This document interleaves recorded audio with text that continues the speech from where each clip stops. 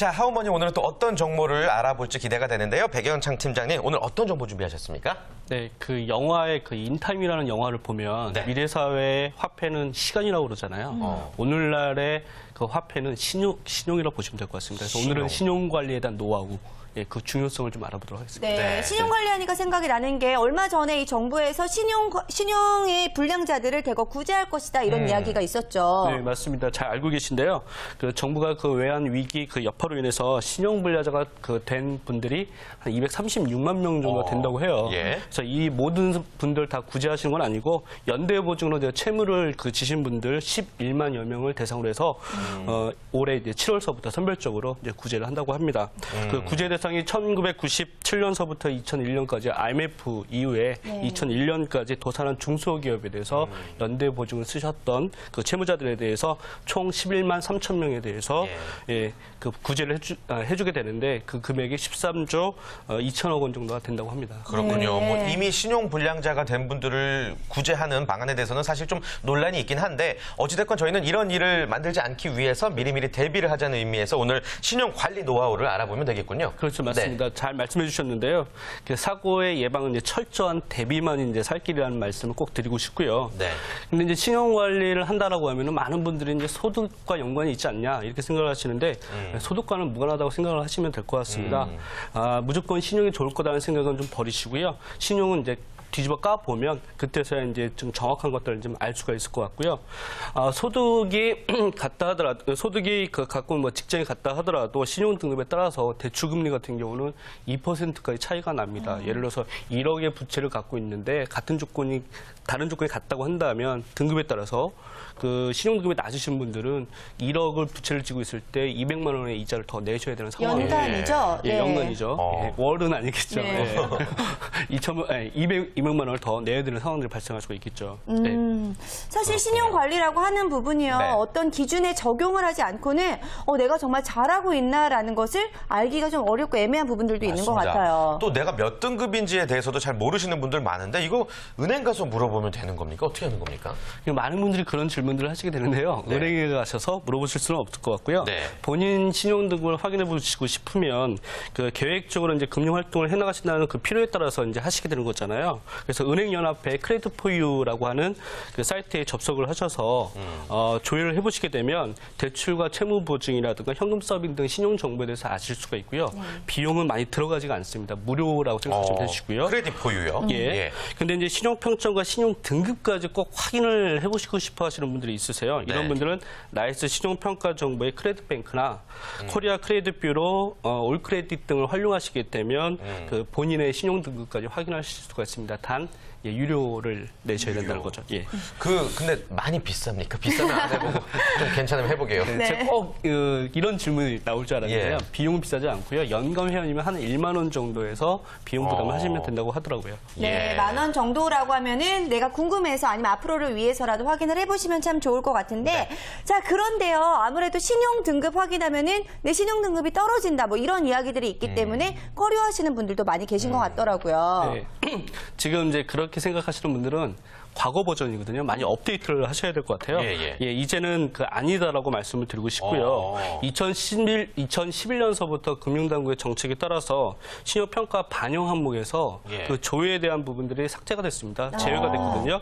그래서 이제 본인들께서 이제 신용을 조회하시게 될 때는 전혀 그런 걱정을 안 하셔도 될 것 같고요. 아무 영향을 미치지 않는다라고 판단하셔도 좋을 것 같습니다. 네. 예전에 제가 자동차를 구입할 때 가장 이율이 좋은 캐피탈을 알아보려고 조회를 많이 했었어요. 그랬더니 오히려 대출 한도 금액이 줄어들더라고요. 그래가지고 그때 저는 느꼈는데 이제는 자신이 직접 조회하는 거는 문제가 없다라는 거. 그렇죠. 요즘에는 그렇게 바뀌었다라는 거 다시 한번 말씀드리고 싶네요. 네. 근데요, 개인의 신용 등급을 매길 때 과연 어떻게 기준으로 매기는 거예요, 나라에서? 그러니까 이제 몇 가지 항목들을 좀 기억을 하셔야 예. 본인 관리를 좀 하실 수가 있으실 것 같아요. 일단은 부채를 좀 말씀을 드리고 싶은데 전체 평가 항목의 35%를 좀 차지하게 되시고요. 연체 정보가 있으시면 25%를 차지하게 됩니다. 그다음에 신용 형태에 따라서는 24%, 그다음에 거래 기간 있잖아요. 신용 거래 기간이 16%를 차지하고 있기 때문에 특히 이제 부채 같은 경우는 대출금 상환이라든가 카드 이용 실적을 1년을 보고 있고요. 그다음에 연체 정보 같은 경우는 5년 정도가 정보가 남습니다. 길게 남기 때문에 유념하셔야 되거든요. 그렇네요. 예. 그다음에 3개월 이상 50만 원 이상 연체 시에는 이제 신용등급 하락이 당연히 올 수가 있다는 거 기억을 하셔야 될 것 같고, 그다음에 2금융권을 많이 이용하시는 분들은 신용등급이 많이 낮아질 수가 있습니다. 그 점을 유의하셔야 될 것 같고요.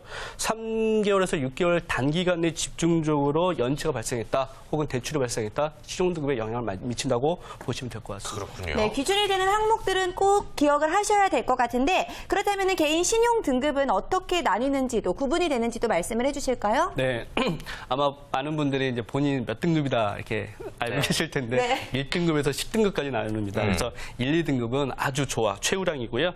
3, 4등급은 좋아, 그냥 해서 우량으로 평가를 하시면 될 것 같고요. 5, 6등급이 가장 일반적인 거, 그다음에 7, 8등급은 경고죠, 주의. 예, 그리고 9등급에서 10등급까지는 아주 위험하다, 그래서 위험으로 분류가 됩니다. 예, 어디에 속하시는지 아시겠죠? 네. 그렇군요. 예. 저 예전에 아주 위험했었는데 많이 관리해서 많이 좀 올라왔더라고요. 다행히. 맞아요. 예. 정보가 필요한 것 같아요. 그래요. 네. 그런데요, 연봉이 아주 높은 고소득자들이 꼭 좋은 신용 등급을 갖고 1, 2등급인 건 아니죠? 네, 아까도 말씀드렸던 것처럼 많은 분들이 소득이 많으면, 자산이 많으면 신용도 좋을 거다 이렇게 생각을 하시는데 전혀 그렇지 않다는 거. 자산 정보가 반영이 안 됩니다. 그래서 신용에는 반드시 영향을 미치는 건 아니고요. 오히려 그 신용등급 같은 경우는 이제 건전한 거래 내역들이 반영이 되기 때문에 신용 거래를 얼마만큼 하고 있는가, 이런 것들이 주 반영 요인이라 보시면 될 것 같습니다. 네. 자, 그러면 어떻게 하면 신용 관리를 잘할 수 있을지가 네. 좀 궁금한데, 왜 신용카드를 어떻게 쓰느냐에 따라서도 신용 등급이 달라진다, 이런 이야기 들었거든요. 네. 어떻게 쓰면 될까요? 잘 써야겠죠? 잘, 그렇죠? 네, 잘 갚아야 되고. 네. 네, 맞습니다. 신용카드 쓰시는 분들 중에 잘 못 쓰시는 분들이 정말 많으신데, 아까 뭐 이제 연체라든가 여러 개 카드를 막 돌려막기를 하신다든가 뭐 이런 것들이 있습니다. 아까도 말씀드렸던 것처럼 이제 사용 실적이라든가 신용 거래 기록에 남기 때문에 잘 쓰시는 게 중요하신데, 한도 대비 적정 수준을 좀 활용하시면 좋을 것 같고요. 그다음에 그 상환 날짜에 꼬박꼬박 상환하시는 게 제일 중요하십니다. 하루라도 넘기시면 안 되실 것 같고요. 그다음에 신용거래 기간은 좀 길수록 좋습니다. 그래서 그 거래 기간을 좀 잘 유지하시면 좋을 것 같고요. 기록들을 충실히 차근차근 잘 쌓는 것이 매우 중요하다 생각합니다. 체크카드 쓰시는 분들 요즘에 많아졌는데 체크카드도 좀 도움이 되나요? 그래서 체크카드를 또 많이 쓰시는 분들이 있더라고요. 네. 체크카드 결론부터 말씀드리면, 체크카드는 신용 어떤 정보, 신용 등급을 올리는데 그다지 크게 영향을 미치지는 않습니다. 네. 그 이유가 있는데요. 일단은 그 신용카드 같은 경우는 그 신용카드 거래 실적들이 수십 년간 데이터가 쌓였어요. 그래서 이것들은 이제 반영될 수 있는 유효한 데이터로 적용이 되는데, 체크카드 같은 경우는 이제 정책적으로 사용하게 된 게 수년밖에 안 됩니다. 그래서 그런 어떤 데이터들이 유효하게 쓰일 수 있는 충분한 정보량이 안 되기 때문에 체크카드를 이제 정책적으로 잘 못 반영하는 경우가 좀 있고요. 또 하나는 신용카드 같은 경우는 사실은 그 신용 하나로 그 나에게 없는, 수중에 없는 돈을 이렇게 땡기는 거잖아요. 이렇게 융통하는 거거든요. 그래서 신용으로 외상 거래를 하는 겁니다. 근데 체크카드 같은 경우는 통장 안에 있는 잔고 범위 내에서 사용하시는 거거든요. 그러니까 현금을 보유하고 있다는 거예요. 그래서 외상 거래가 아닙니다. 그러니까 결국 신용 거래라고 볼 수가 없는 거죠.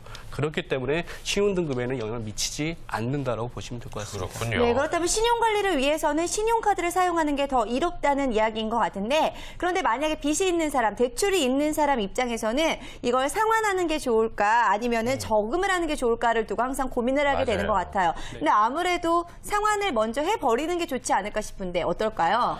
당연한 말씀이신 것 같고요. 자, 아까 네. 평가 항목에 가장 많은 부분을 차지하고 있는 게 이제 부채라고 말씀드렸었거든요. 대출이죠. 그래서 대출이 있고 저축을 해야 된다고 생각하신다면, 이런 신용 등급이 좀 낮으신 분들은 빨리 상환하시는 게 가장 먼저이실 것 같고요.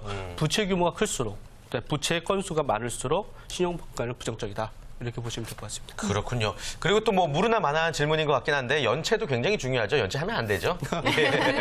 너무나 당연한 말씀이시네요. 네. 하루라도 하시면 안 될 것 같습니다. 예. 그러니까 나중에 갚으면 신용 등급 자연스럽게 올라가겠지라고 생각하시는 분은 본인만의 착각이라고 생각하시면 될 것 같고요. 대출 연체 후에 상환하시더라도 3년 동안 연체 정보가 남기 때문에 그런 부분들 기억을 해야 될 것 같고요. 특히 이제 사소한 것에서 연체 많이 하시는 많은 분들이 있으세요. 통신비. 네. 그다음에 뭐 공과금 이런 거 연체하면 이거 뭐 신용등급에 영향 없겠지 천만의 말씀입니다. 영향 미치거든요. 그래서 네. 사소한 것까지 꼼꼼하게 챙기시는 게 네. 좋을 것 같고요. 저의 스타일을 따라가시면 될 것 같습니다. 그래요, 알겠습니다. 좋습니다. 자산을 불리는 것도 중요하지만요. 자신의 신용 등급을 잘 관리하는 현명한 여러분들이 되길 바라겠습니다. 다음 주 이 시간에도 하우머니 많은 기대 부탁드립니다.